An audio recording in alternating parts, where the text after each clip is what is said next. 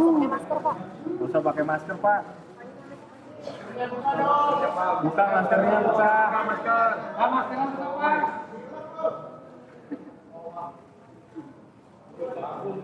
Rekan-rekan, ini kasus kan terkait dengan nanti korban, jadi tidak bisa ada ramah anak, ya, ada perenungan.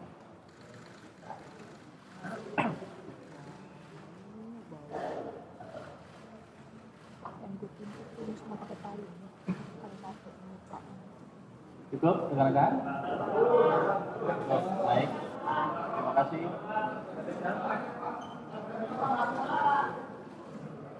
Gretek nggak?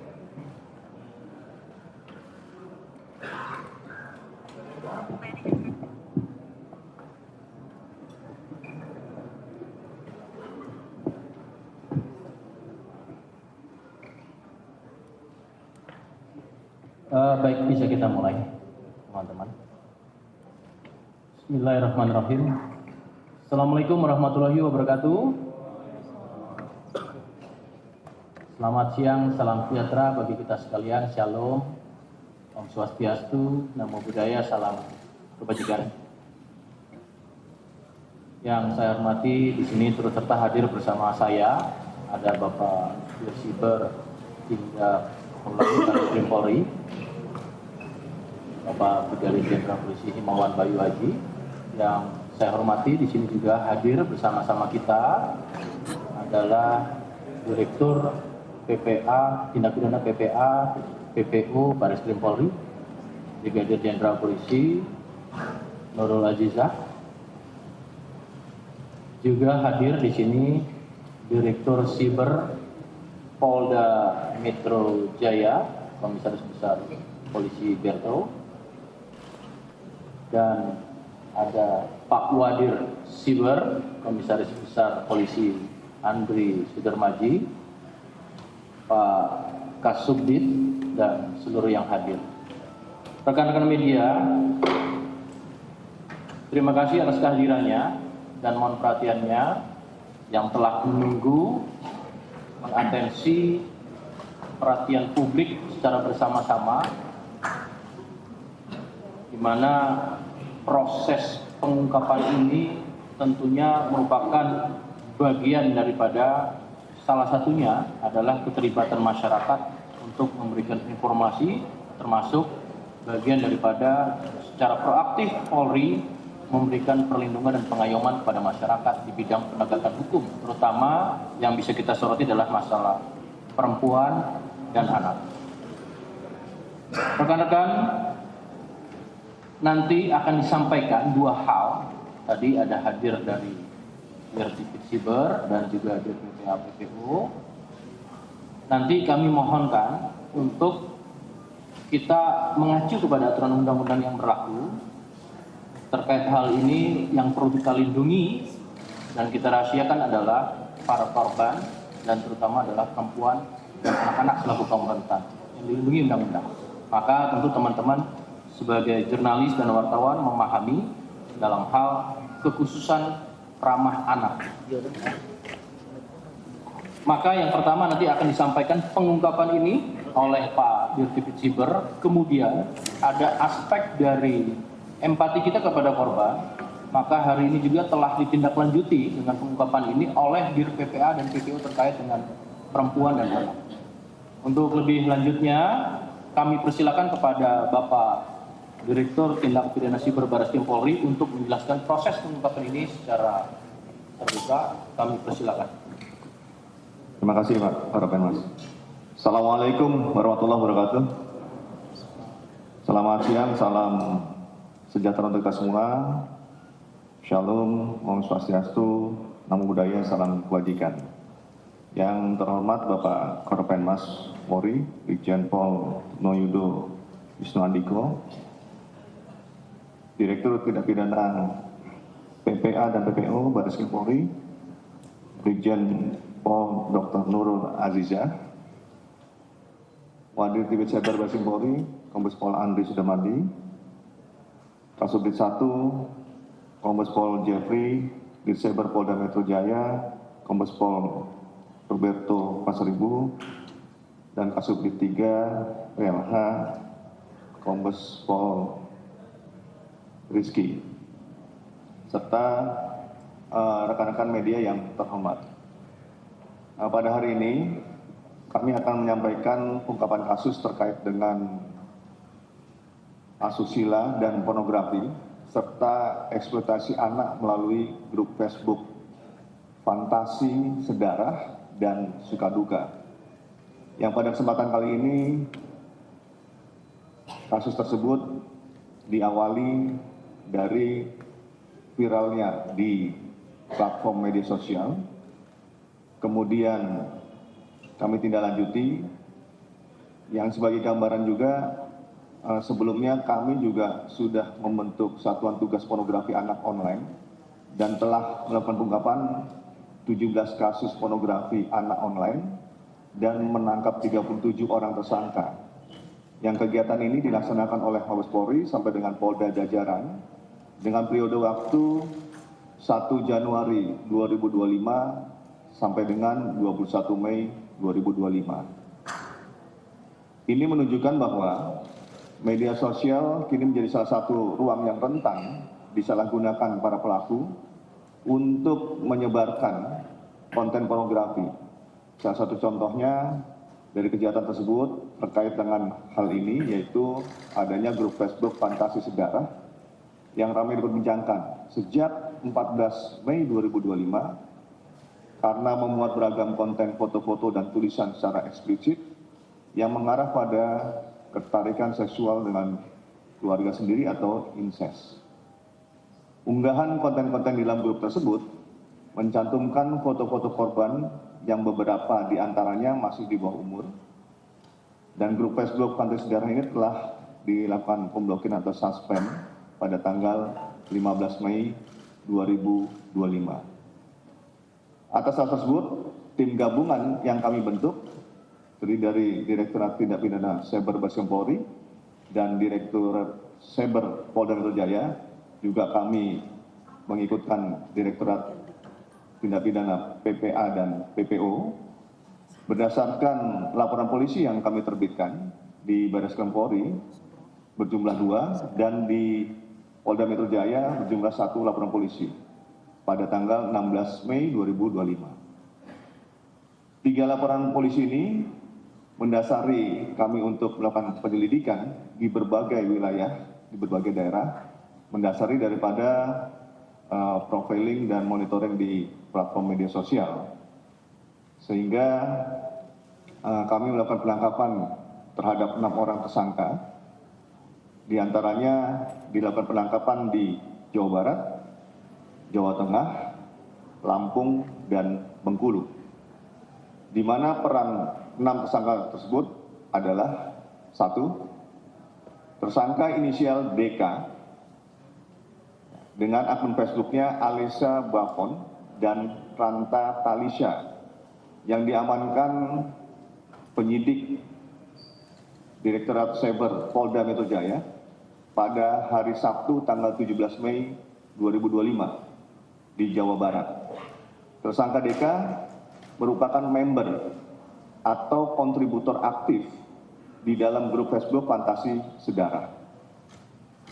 Motif tersangka DK untuk mendapatkan keuntungan pribadi dengan menggugah dan menjual konten pornografi anak di grup Facebook Fantasi Sedarah dengan harga Rp50.000 untuk 20 konten video dan Rp100.000 untuk 40 konten video ataupun foto.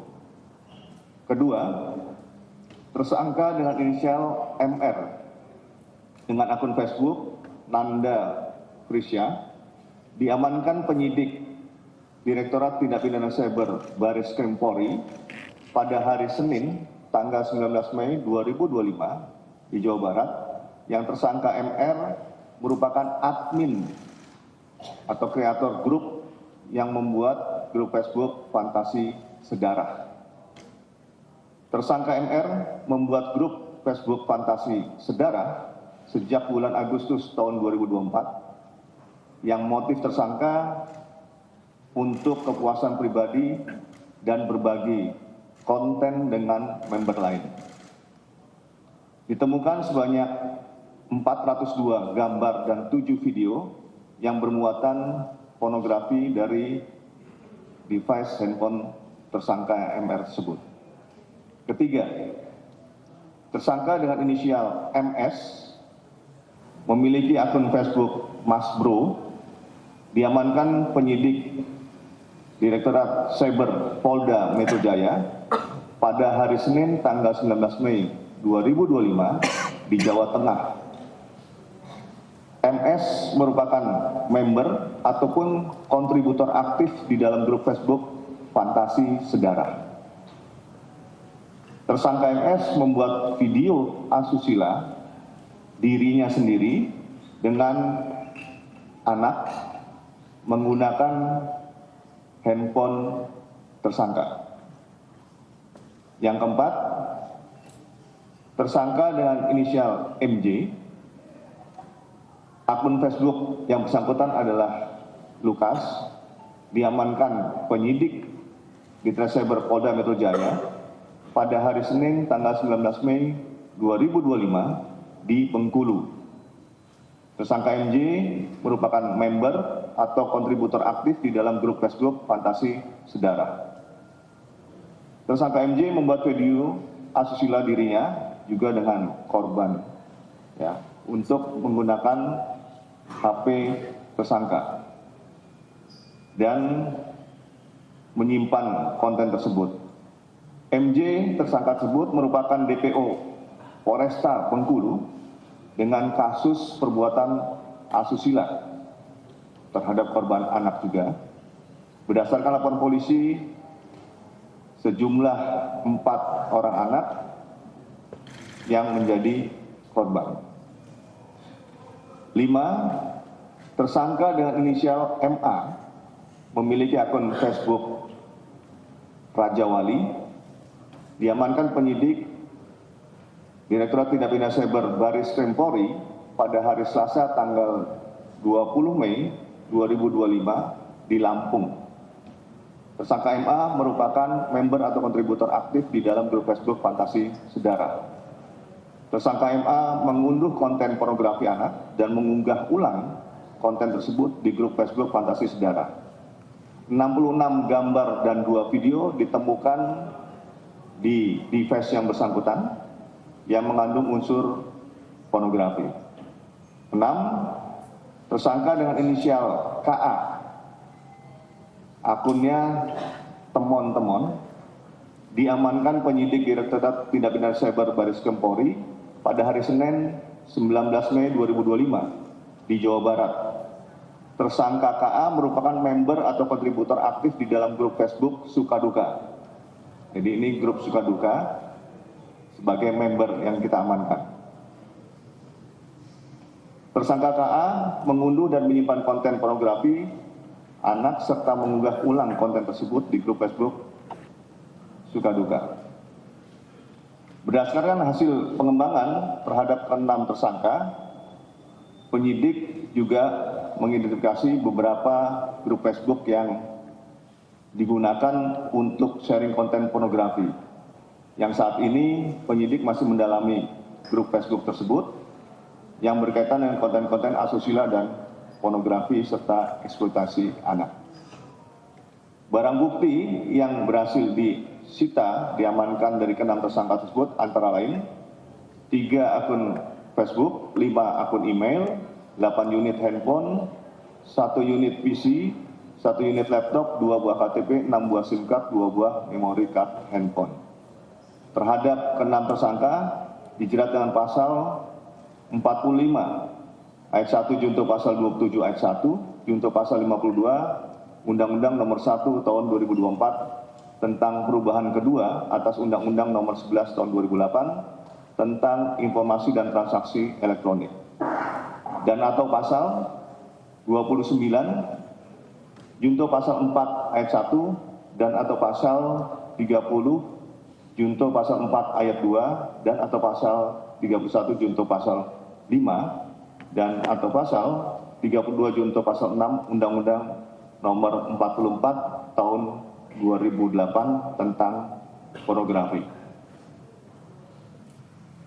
Pasal 81 junto pasal 76D dan atau pasal 82 ayat 1 dan ayat 2 junto pasal 76E dan pasal 88 junto pasal 76I Undang-Undang Nomor 35 Tahun 2014 tentang perubahan atas Undang-Undang Nomor 23 Tahun 2002 tentang perlindungan anak.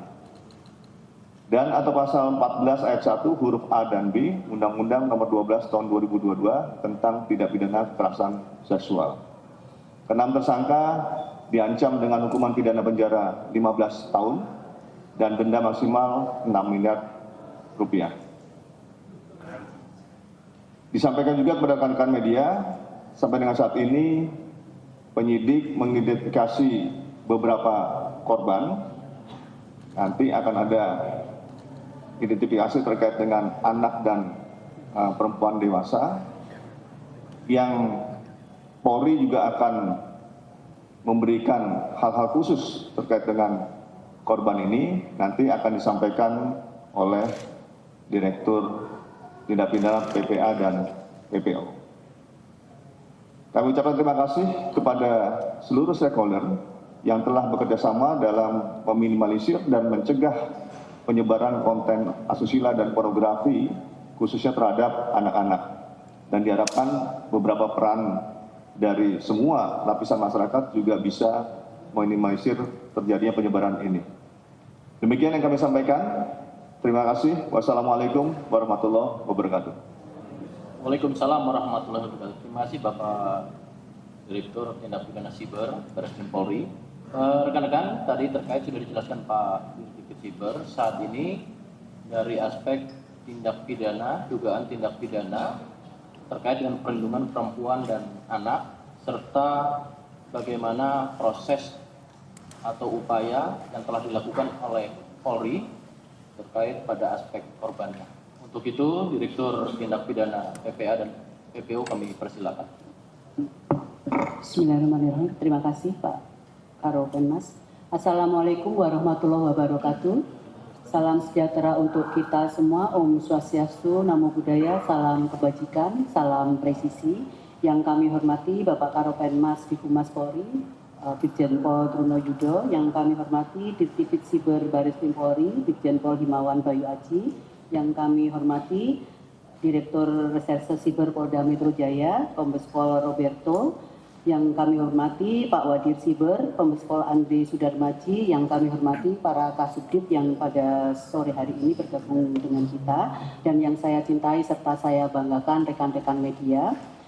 Seiring dengan meningkatnya perhatian sosial terhadap kasus kekerasan seksual, khususnya oleh predator seksual yang menyasar kepada perempuan dan anak, tentunya kami menyikapi terjadinya dugaan kasus tindak pidana yang mendistribusikan dokumen dan atau informasi elektronik yang bermuatan kesusilaan dan pornografi serta eksploitasi anak melalui media sosial Facebook, grup fantasi sedara dan suka duka.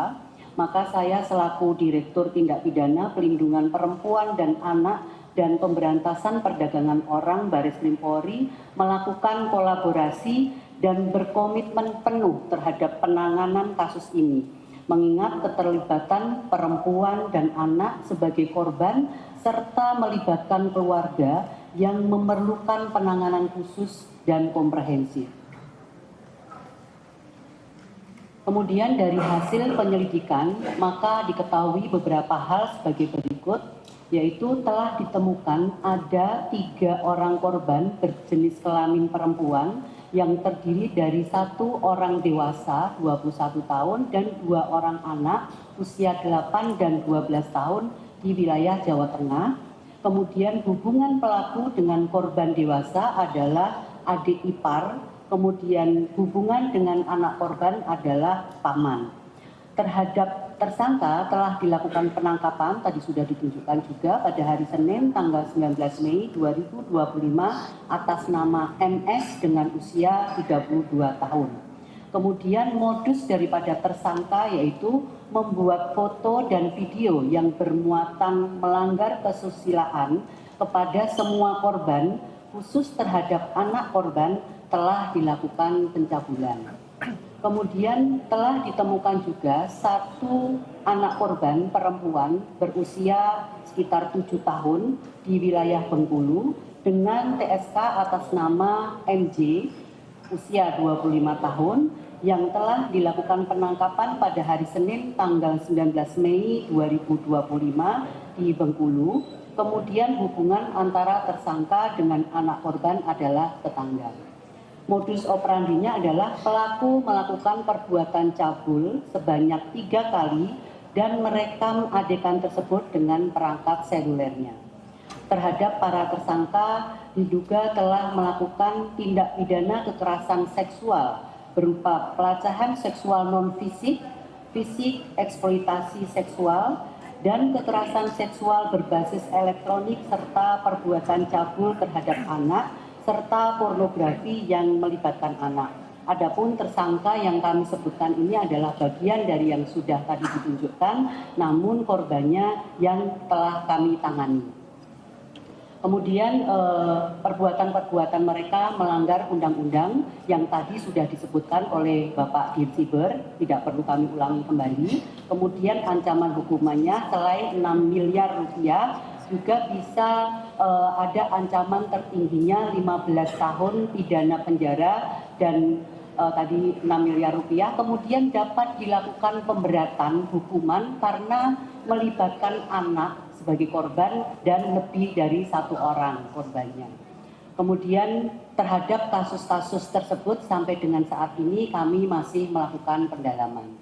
Adapun langkah-langkah konkret yang telah kami lakukan oleh Ditpipit PPA dan PPO dalam upaya memberikan perlindungan kepada korban adalah sebagai berikut, yaitu kami telah melakukan koordinasi dengan Ditsiber Baris Krim Polri dan Ditsiber Polda Metro Jaya yang pada sore hari ini juga bersama-sama kita untuk melakukan penelusuran alat bukti digital dalam rangka mengidentifikasi perkaranya, terutama korban yang tersebar di berbagai daerah.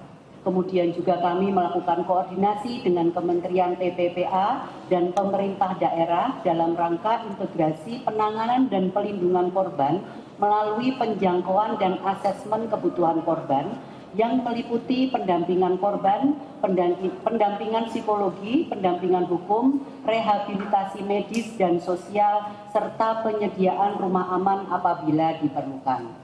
Selanjutnya kami juga melakukan penguatan terhadap keluarga korban dan membangun dukungan sosial kepada tokoh masyarakat di lingkungan setempat, mengingat terduga pelaku dalam kasus ini adalah orang terdekat atau anggota keluarga sendiri. Perlu diketahui bahwa saat ini orang tua korban belum bersedia apabila anaknya dimintai keterangan karena khawatir akan berdampak pada kondisi psikologis anak.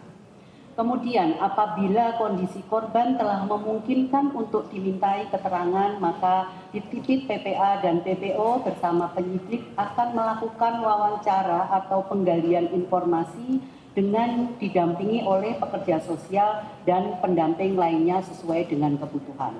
Kemudian melakukan koordinasi dengan Lembaga Perlindungan Saksi dan Korban atau LPSK untuk pengajuan permohonan pelindungan bagi anak korban termasuk pemenuhan hak atas restitusi.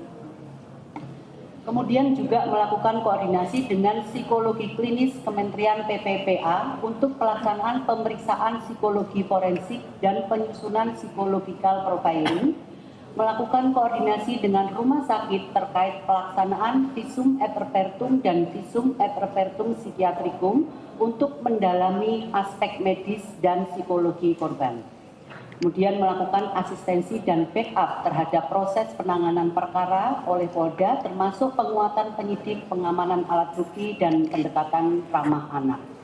Kemudian sebagai bagian dari upaya edukasi masyarakat dan memperkuat daya ingat terhadap prinsip-prinsip pelindungan korban kekerasan seksual, maka kami menghimbau kepada masyarakat untuk utamakan keselamatan korban, kemudian jangan melindungi pelaku, utamakan hukum dan keadilan, dan pasti negara hadir untuk melakukan pelindungan, menggalang dukungan keluarga dan masyarakat, menegakkan hukum tanpa kompromi, mengedukasi anak dan masyarakat sejak dini, kemudian gunakan layanan-layanan resmi untuk melaporkan apabila menyaksikan atau mengalami sendiri ke 110 untuk Polri, kemudian SAPA 129 Kemen PPPA, dan TEPSA 1500771.